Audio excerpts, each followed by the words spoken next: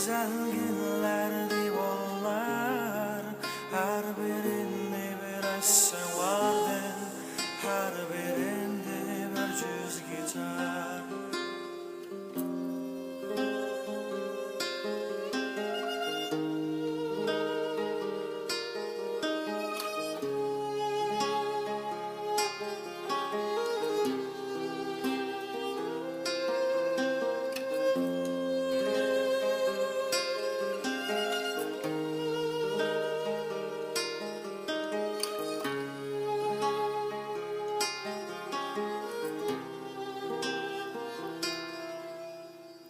Hayat dedin ki hikayelerden ibaret, her hikayenin bitişi bir ölüm.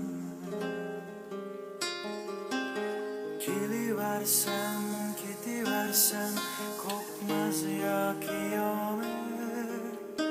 Son aşkın belli bitişi bir gülüm.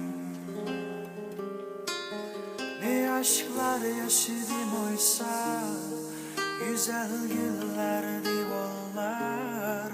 Her birinde bir aşk vardı, her birinde bir cüz gitar. Ne aşklar yaşadım oysa, güzel günlerdi.